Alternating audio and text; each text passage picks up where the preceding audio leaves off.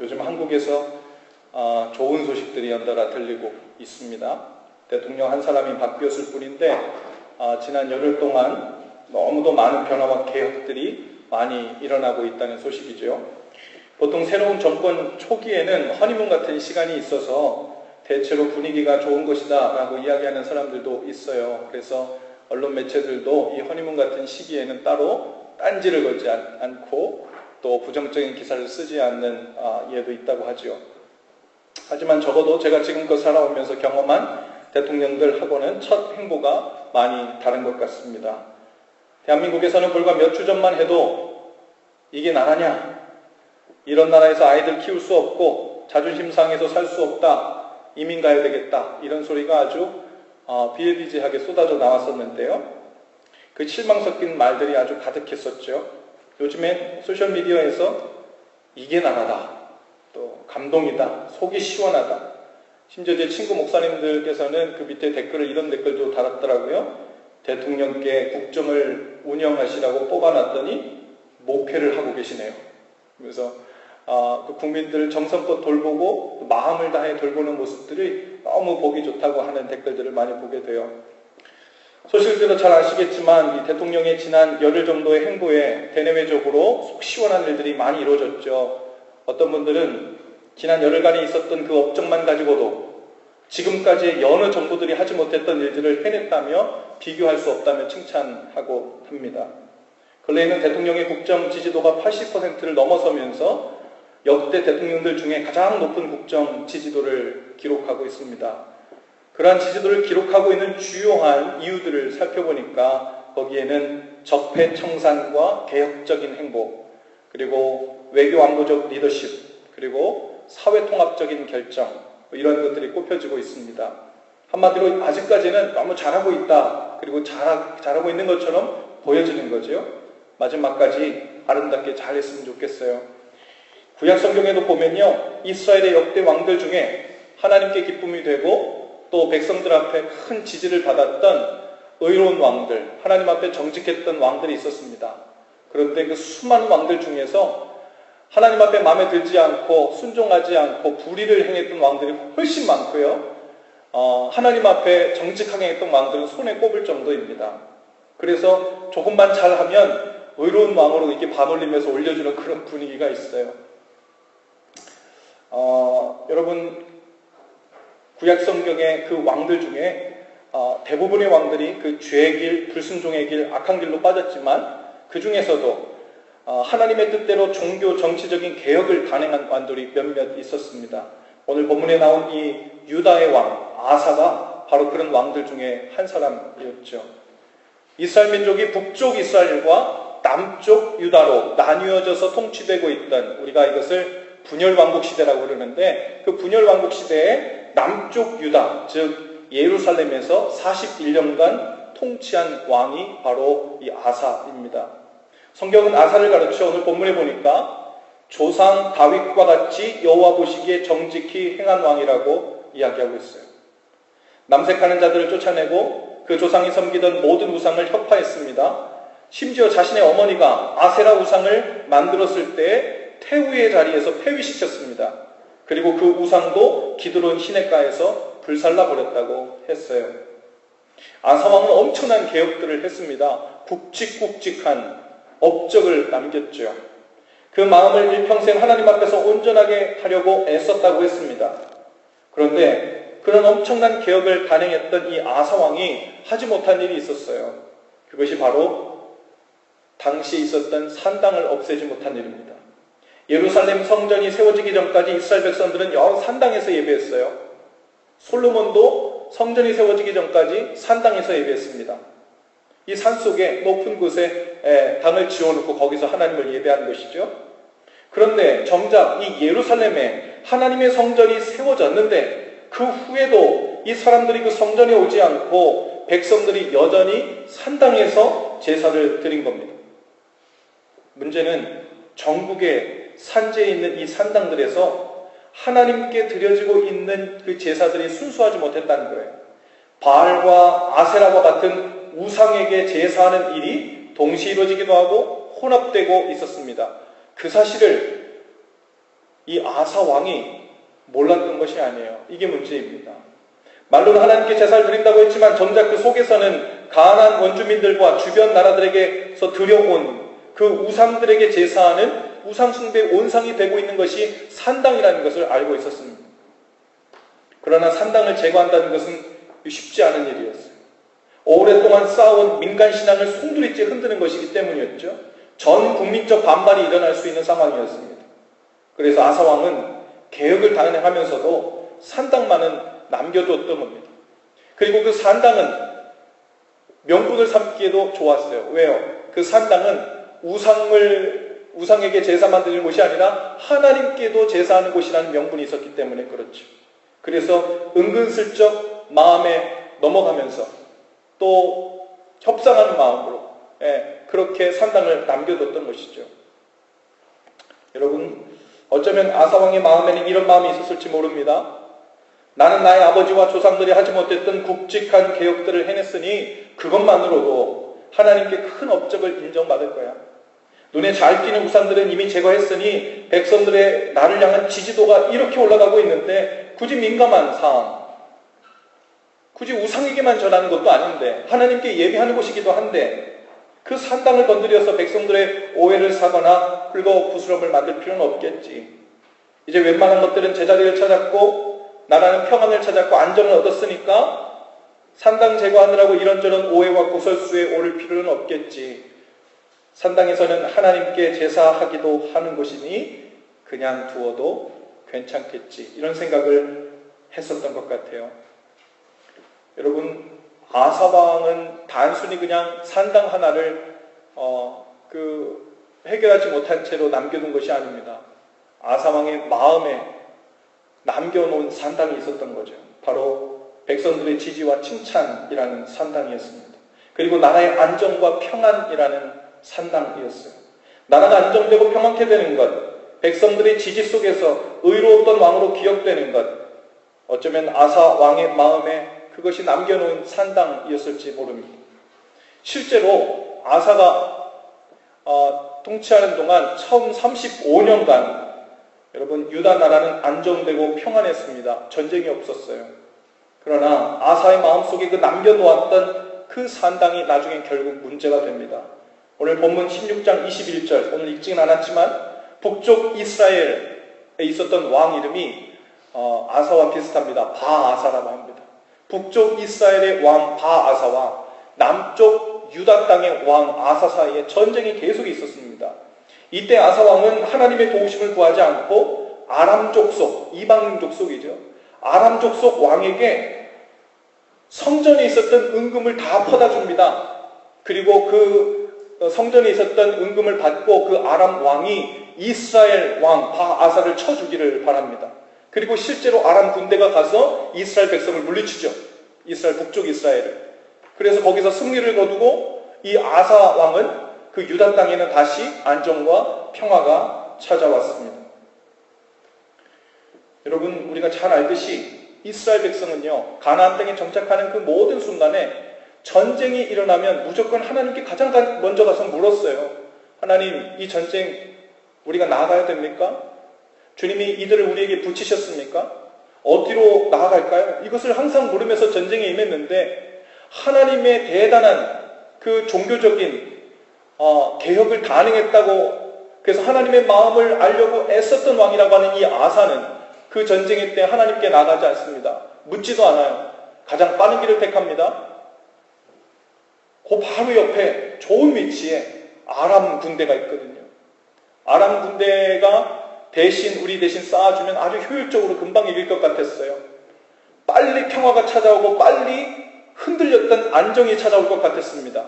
그래서 그 이방인 아람 군대에게 뭘 퍼다 줍니까? 아까 우리가 본문에서 읽었을 때 자기 아버지 왕이 구별했던 것, 자기가 구별했던 금, 모든 것을, 소중한 것들, 보물들을 모아서 성전 안에 놓았었는데 그 성전을 다시 도로 다 꺼내서 그 은금들을 이방인 왕에게 다 갖다 줬다는 거예요.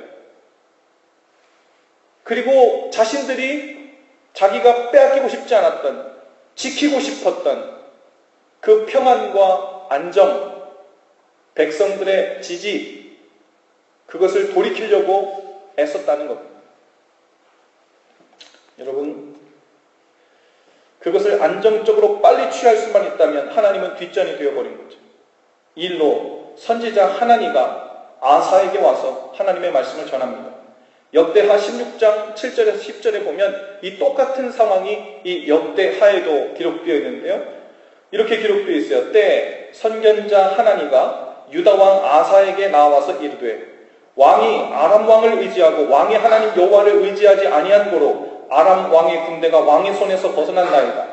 여호와의 눈은 온 땅을 두루 감찰하사 전심으로 자기에게 향하는 자에게 능력을 베푸시나니 이 일은 왕이 망령되이 행하였은즉 이후부터는 왕에게 전쟁이 있으리이다 하매 아사가 노하여 선견자를 옥에 가두었으니 이는 그의 말에 크게 노하였음이며 그때 아사가 또 몇 백성을 학대하였더라. 여러분, 하나님 앞에서 마음이 순전하고 정직하게 행했다고 고백한 이 아사가 이렇게 무너집니다. 하나님의 말씀을 전하는 선지자를 옥에 가두고요, 그 선지자 편에 섰던 백성들을 학대했다고 했어요.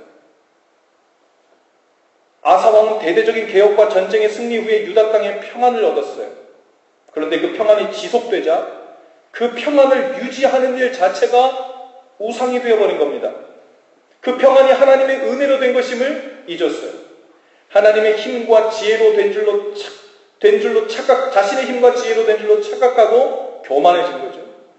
하나님을 먼저 의지하고 그 뜻을 구하는 일이 먼저가 아니라 어떻게 하면 효율적인 방법으로 그 얻은 평안을 잃지 않고 유지할까? 그것을 계속해서 궁리한 겁니다. 우리 신앙생활도 마찬가지예요. 하나님 앞에서 대대적으로 굵직한 신앙생활의 규칙들을 잘 지키며 하나님 뜻대로 살고 있다고 생각하는 사람들 많습니다. 나는 주일 예배도 꼬박꼬박 드리고 11조도 빼지 않고 봉사도 좀 하고 남들도 좀 돕고 교우들과의 관계도 괜찮은 편이니까 잘하고 있어. 그러니 하나님께서 나의 인생에 이제부터는 평안한 일, 좋은 일, 복된 일, 형통한 일을 부어주실 수밖에 없지. 안 그러시면 안 되지. 그렇지 않으면 뭔가 잘못되게 돌아가는 일이야. 모두 좋은 일이고 또 하나님께서 우리 아버지 되시니까 자녀들에게 좋은 것 주시는 거 당연한 거죠. 그런데 순서가 바뀐 거예요. 아사왕처럼 힘을 다해 하나님을 기뻐하시는 일을 행하는 그것까지는 좋은 일이에요. 그런데 많은 성도들이 마치 아사왕처럼 나의 인생이라는 이 왕국에는 전쟁도 없어야 되고 안정되고 평화로워야 한다는 생각, 그것을 우상처럼 떠받들고 삽니다. 경제적인 안정, 관계적인 안정이 흔들리려고 하면 하나님의 뜻을 먼저 구하기도 전에 어떻게 하면 이 전에 안정된 상태로 되돌릴 건가? 그것을 궁리하고 온갖 수단과 방법을 동원합니다. 심지어 하나님, 그것을 돌리는 방법이 무엇입니까? 주님 뜻이 무엇입니까? 그것이 날 죽이는 일입니까? 저를 부인하는 일입니까? 그것이 하면 제가 순종하겠습니다. 이렇게 나오지 않고 하나님, 그것을 빨리 되돌릴 수만 있다면, 빨리 안정만 되돌릴 수 있다면 세상의 방법도 동원하겠습니다. 친구들이 조언하는 그런 방법 빨리 써보겠습니다. 세상과 친구라는 아람 왕에게 하나님께 가장 먼저 드렸던 은과 금과 보물과 같은 첫 번째 마음의 자리를 다 갖다 주더라도 세상의 방법을 사용하고 사람의 방법을 사용해서 그 안정과 평안으로 빨리 돌아가는 일이 중요하다고, 그것이 우상이 되어버리는 거예요. 그것이 산당이 되어버리는 거예요. 하나님의 뜻을 구하는 과정에서도 내 삶에 과연 안정과 평안이 보장되는가? 여러분, 이것을 먼저 우리는 깔아놓고 전제로 깔고 그 다음에 하나님의 뜻이 무엇인가, 하나님의 방법이 무엇인가를 찾으려 합니다. 신앙생활을 하다가 삶을 송두리째 흔드는 어려움과 고난, 그리고 마음의 전쟁을 만나게 되면 하나님의 뜻이 어디 있습니까? 저는 이 일에 어떻게 반응할까요? 를 먼저 묻기보다 어떻게 하면 이 문제와 고난들을 빨리 없애고 다시 안정을 취할 수 있나요? 그러다가 안정과 평안을 취할 수 있을 것 같은 더 나아 보이는, 더 빨라 보이는, 더 효율적일 것 같아 보이는 길이 생기면 하나님께 드렸던 첫 마음도 퍼다주고 도움을 구하고 조언을 얻고 그것을 취합니다. 그리고 안정이 찾아오면 하나님의 은혜로 안정이 찾아왔다 생각해요. 그리고 평안이 찾아오면 하나님이 도우셔서 그렇게 됐다 생각해요. 도대체 내 마음대로 신앙하고 하나님의 뜻을 구하는 것과 어떻게 구별이 되어야 되는 겁니까? 구약 성경에도 많은 거짓 선지자들이 일어나서 하나님의 말씀을 거짓으로 대언했어요. 하나님을 버리고 바알과 아세라 우상을 섬기며 풍요와 안정만을 쫓아가고 있던 이스라엘 백성들에게 하나님은 많은 선지자들을 통해 경고도 하시고 쓴소리도 하시고 돌이키라고 하시고 돌아오라고 외치셨습니다. 하지만 곧 거짓 선지자들이 바로 그 선지자들 뒤에서 이렇게 말합니다. 아니다. 우리의 마음을 번민케 하는 저들이 거짓 선지자다. 아무 일도 없을 거다. 우리는 계속해서 이대로 평안하다. 평안이 계속 유지돼야 된다. 안정과 평안이 흔들리면 안 된다. 거짓 예언을 계속하고 다닌 거예요. 지금도 거짓된 말씀을 전하는 사람들이 많습니다. 그들은 하나님의 뜻을 따르고 그 마음을 살피는 것에 초점이 있지 않아요. 이 땅에 지복을 얻는 일, 일이 잘 풀리고 풍요와 평안을 얻는 일, 여러분 그것이 첫 번째인 거예요. 어떻게 하면 안정적인 삶, 평화로운 삶, 또 그것을 유지하는 삶을 잘 살 것인지가 더 중요한 겁니다. 그리고 예나 지금이나 그들의 그런 말이 더 솔깃합니다. 그리고 더 듣고 싶지요. 더 귀를 기울이고 싶습니다.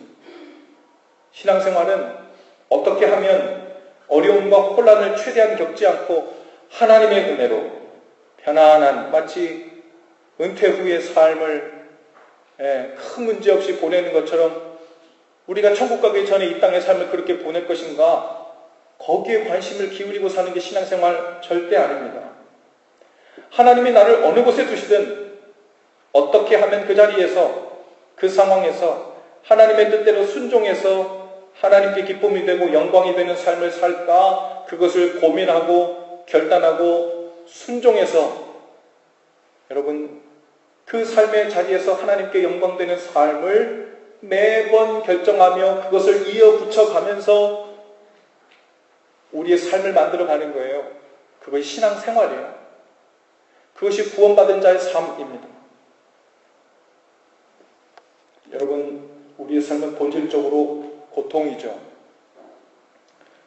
어떤 사람은 경제적으로 넉넉하고 사람들과의 관계가 원만하게 되면 고통이 다 사라질 것처럼 착각합니다.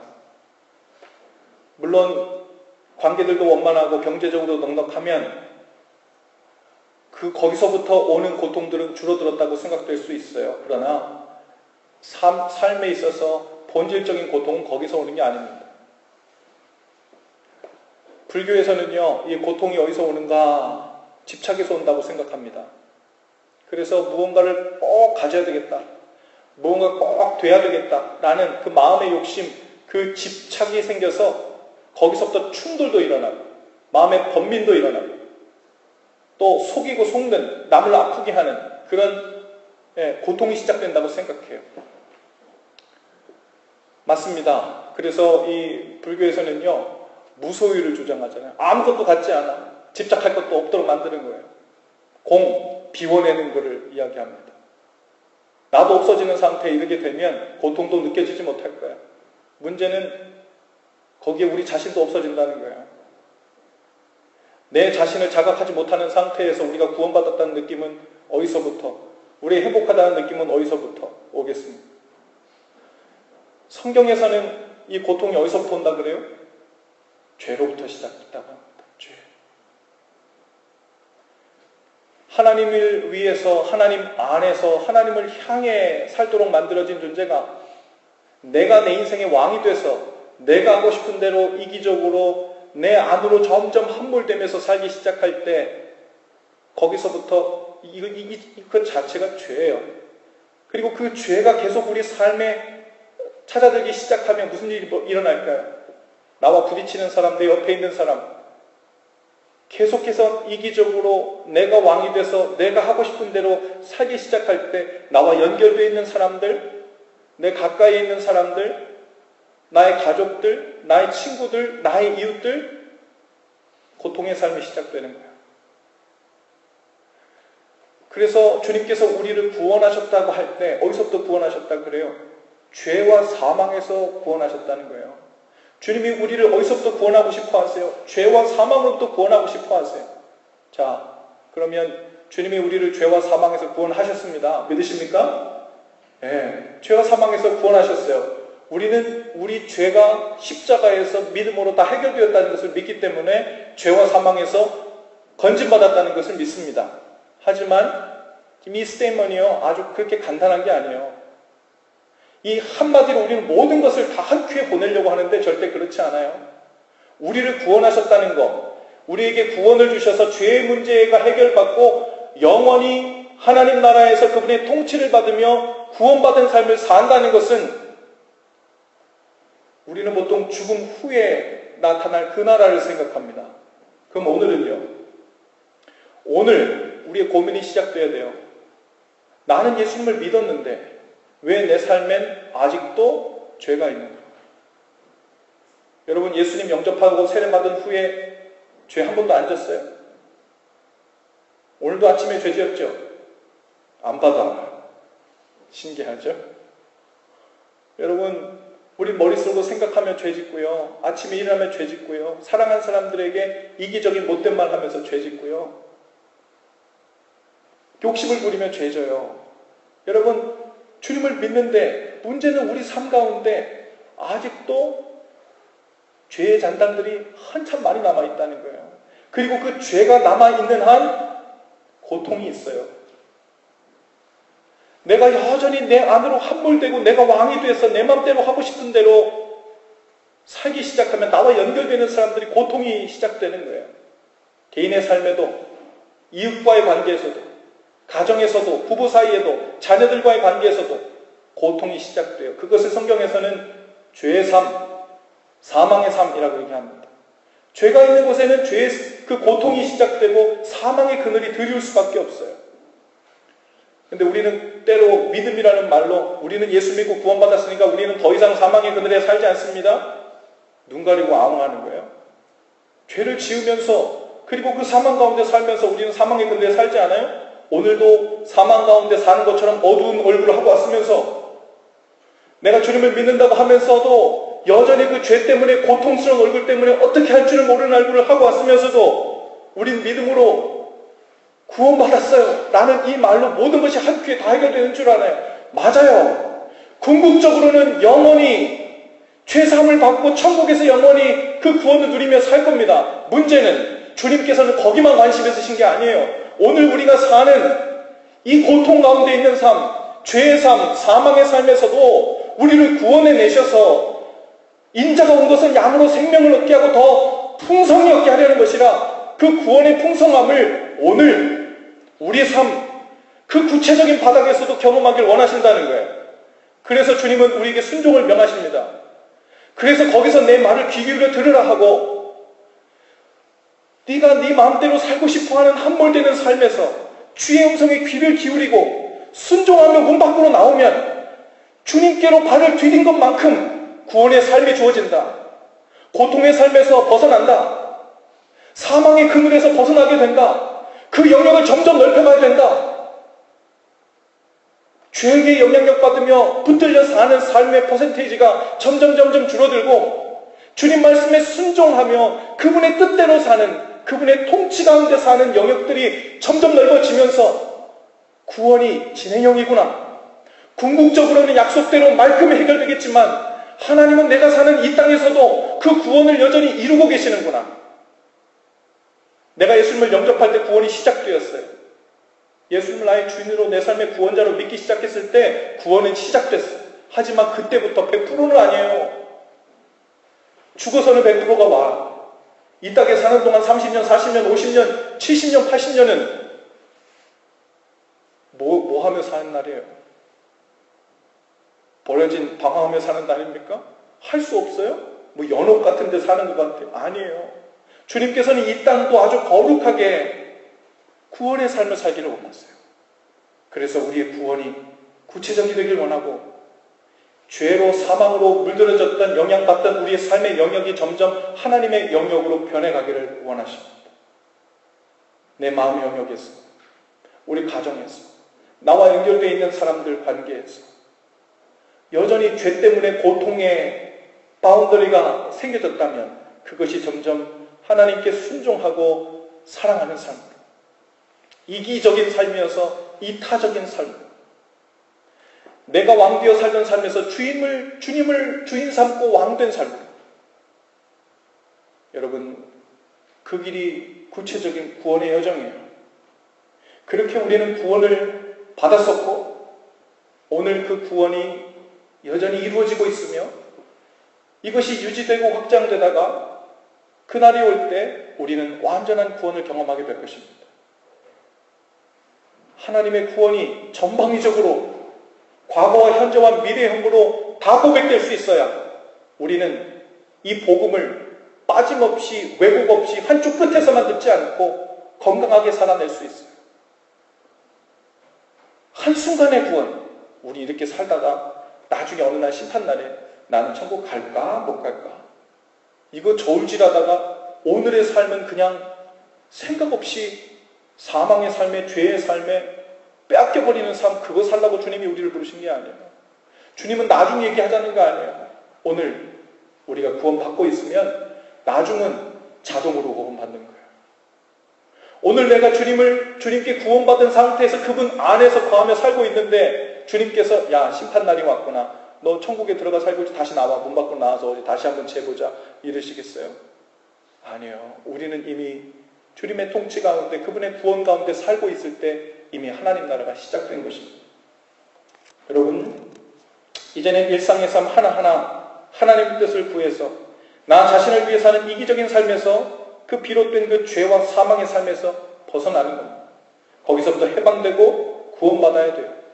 날마다 그렇게 죄와 사망으로 그려진 삶의 영역들에서 벗어나는 겁니다. 나의 죄와 욕심에서 벗어나고 세상의 유혹과 속임에서 벗어나고 마귀의 유혹과 계략에서 벗어나 하나님을 의지하고 그분의 뜻을 구하는 삶으로 구체적으로 나아가는 것. 그것이 구원받는 삶입니다. 여러분, 나의 뜻, 나의 길을 붙잡고 평안과 안정을 하나님의 뜻보다 먼저 취하려는 것을 내려놓아야 합니다. 예배드리고 헌금하고 봉사하는 정도의 일들을 위해 내 삶의 굵직한 부분을 내려놓았으면 됐겠지 하는 생각에서 벗어나야 돼요. 정작 남몰래 남겨놓은 내 마음의 산당, 그 안정과 평안을 우상 삼고 있었던 생각을 내려놔요. 우리가 어떤 상황이든 주님의 뜻만 쫓아가는 거예요. 주님 말씀 안에만 거하는 거예요. 왜냐하면 거기에 참 평안이 있고 거기에 참 안정이 있고 거기가 우리가 진짜 피해야 할 피난처이고 안전한 곳이기 때문입니다. 여러분, 오늘 2부 예배 하잖아요. 우리는 1부 예배 때 이 말씀을 전하고 김영준 목사님이 한국에 가 계신 관계로 우리 대학 청년부하고 잠깐 나눔의 시간을 가졌는데 오늘 여러분 설교노트 아래쪽에 그 소그룹 모임에 있는 질문처럼 당신 안에 은밀히 있는 산당은 무엇인가요? 라고 함께 나눴더니 어떤 형제가 이런 나눔을 해요. 자기 안에는 성공하고 싶은 마음, 잘 되고 싶은 마음, 때로는 그것을 위해서 하나님을 마음의 첫 자리에 두는 것도 두 번째로 미뤄내는 일들이 많다는 거예요. 하나님께 드렸던 금은보화, 가장 소중한 것, 그것을 퍼주고 그렇게 해서라도 내가 마음에 은밀히 나의 산당 삼았던 성공, 안정된 직장, 잘 되는 일, 그 일을 산당 삼았다는 거예요. 그리고 하나님 이것이 꼭 나쁜 건 아니잖아요. 제가 이렇게 세상에 성공하고 어떤 정도 지위를 유명한 사람이 되고 영향력을 많이 끼치는 사람이 되면 그것도 복음 전하는데 좋은 일 아니에요? 그것도 하나님께 유익한 일 아닐까요? 여러분 마치 산당에서 거기가 막 우상만 숭배하는 거 아니잖아요. 하나님께 예배하기도 하는 곳이잖아요. 그거 꼭 없애야 돼요? 이것과 같은 거예요. 내가 무엇이 되고 난 후에 하나님께도 좋은 것일 테니까 사용해 주세요. 그러니 제가 협하지 않았던 이 산당들 그대로 갖고 있어도 괜찮은 거죠. 하나님께도 도움이 될 테니까. 하나님 그런 산당 필요치 않아요. 하나님은 그런 도움 달라고 한 적 없어요. 하나님이 도움이 필요하신 분이 아니에요. 하나님께서 원하시는 것은 우리의 순전한 마음입니다. 하나님이 우리를 높이시든 낮추시든, 무엇이 되게 하시든 되지 않게 하시든, 우리를 어디에 갖다 놓든 주님의 뜻이 우리의 첫 번째 되는 거예요. 오늘 우리 헌신 찬양으로 내려놓음이라는 찬양을 골랐는데요. 여러분, 이 내려놓는다는 것은 내 인생에서 값진 것들, 값나가는 것들, 혹은 중요한 명예와 지위 같은 그런 거 내려놓는 것도 물론 내려놓는 겁니다. 그런데 하나님 앞에서의 진정한 내려놓음은 남김없이 내려놓아야 내려놓음이 돼요. 대부분 굵직한 것들을 내려놓고 산당의 한 부분을 딱딱하게 굳은 마음으로 내 안에 가지고 있잖아요. 주님께서 우리가 내어놓은 70%, 80%의 그 무언가를 주물럭주물럭 주님 기뻐하시는 모양으로 빚어가지고 우리한테 주어도 우리 안에 있던 딱딱한 것과 다시 합치면 다시 딱딱한 게 돼버려요. 그래서 주님 앞에 내려놓는 것은 온전히 내려놔야 돼요.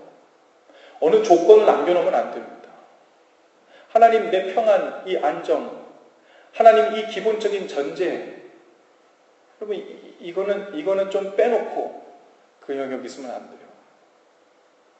여러분의 자녀들 기르면서 하나님 앞에 우리도 모르게 타협하는 것들이 있어요. 우리 자녀들에게 있어서 여러분의 첫 번째 무엇이 되었으면 좋겠어요? 여러분 자녀들의 보물이 무엇이 되었으면 좋겠습니까? 하나님이어야 돼요. 할렐루야. 물론 저도 부모니까요. 아이들이 잘 됐으면 좋겠죠. 세상적으로도 잘 됐으면 좋겠어요. 유명하게 됐으면 좋겠어요. 영향력도 컸으면 좋겠어요. 칭찬도 많이 듣고 문 대통령님처럼 백성들의 지지도 많이 받는 사람 됐으면 좋겠어요. 하지만 그 일이 첫 번째가 돼서는 안 돼요. 우리 아이들을 향해서 그 마음을 품고 있다면 우리는 자녀들을 향해 부모가 마음에 산당을 짓고 있는 거예요. 산당을 짓고 온전히 올려두지 않은 것을 하나님께서 어떻게 주물럭거려 주님 기뻐하시는 모습으로 빚어내시겠어요? 주님께 드린다는 것, 먼저 드린다는 것, 온전히 내려놓는다는 것, 다른 말로 하면 그것이 먼저 그분의 나라와 의를 구하는 일이에요. 그리고 나머지는 주님께 맡기는 거예요. 그리하면 이 모든 것을 너에게 더하여 주시리라. 주님이 무엇을 주시든 어떻게 만드시든 그것이 나를 위해 가장 좋은 것, 가장 아름답게 빚어서 주신 것일 테니까 그 감사로, 그 믿음으로, 그 확신으로 흔들리지 않고 사는 거예요. 믿는 자들의 여유가 어디서부터 나옵니까? 남김없이 주님 앞에서 내려놓았을 때 여유가 생겨요. 여러분도 돈 많이 없어 보셨죠? 저도 돈 없어 봤는데 제일 마음이 어려울 때가요. 조금 남았을 때예요. 조금 남았을 때. 조금 남으면요. 얼마 되지도 않는 그거에 목숨 걸거든요. 이거 없어지면 진짜 큰일 날 것 같거든요. 근데 하나님도 그 조금 남은 거에 늘 주목하셔요. 조금 남은 거예요. 하나님은 왜 그 조금 남은 거에 주목하실까요? 온전히 빚어내셔야 되기 때문에 그래요. 다 내려놓고 모든 전제를 다 내려놓고 주님 마음대로 저를 빚어주세요. 주님께서 나를 맨 처음에 창조하시고 하나님 형상으로 만드셨듯이 지금은 제가 죄의 모습이고 더럽혀진 모습이지만 주님 앞에 온전히 내려놓습니다. 주의 은혜로 빚어주세요. 은혜로 빚어주시는 만큼만 감사로 반응하며 기뻐하며 주님께 영광이 되며 살겠습니다. 그렇게 기도하고 나아갔던 사람들 치고 하나님께서 처음에 계획했던 것보다 더 못되게 해준 사람은 없었어요. 그런데 때로는 내 것을 조금 남겨두면요. 그것 때문에 하나님께서 무언가를 주시려고 해도 걸림돌이 돼요. 왜요? 하나님을 의지하지 않고 산당을 의지하고 있는데 잘 되게 해주면 산당을 계속 의지하고 살아도 되는 줄 알거든요. 그것 때문에 보험 만들어서 지혜롭게 자기가 살아남는 줄 알거든요. 여러분이 하나님이라면 어떡하겠어요? 마음껏 빚어질 수 있겠어요? 마음껏 자녀에게 부어줄 수 있겠어요? 오늘 주님께서 저와 여러분의 마음 깊은 곳에 있는 그 남겨놓은 온갖 종류의 산당을 다 제거해 주실 수 있기를 바랍니다. 온갖 보암직하고 먹음직하고 간직하고 유지하고 싶은 그 모든 것들을 내려놓고 주님 뜻을 붙드는 저와 여러분들 다 되실 수 있기를 주님의 이름으로 축복합니다. 우리 모두 자리에서 다 일어나실까요? 우리 한 목소리로 헌신 기도를 함께하고 찬양하며 주께 나아가십시다. 함께 기도합시다. 주님, 우리 안에 남겨놓은 산당들이 말끔히 제거되기를 원합니다. 주님을 내 삶의 주인이라고 고백하면서도 그동안 양보하지 못하고 내려놓을 수 없었던 욕망과 교만의 산당이 있었음을 고백합니다. 이 세상에서의 안정과 평안이라는 산당을 남겨놓았었습니다. 이제 온전히 주님만을 붙들기를 원합니다. 참된 피난처요 구원자이신 주님을 의지하여 구체적인 구원을 경험한 삶이 되기를 원합니다. 나의 생각과 길을 내려놓고 주님을 단단히 붙들게 하옵소서. 예수님 이름으로 기도합니다. 아멘.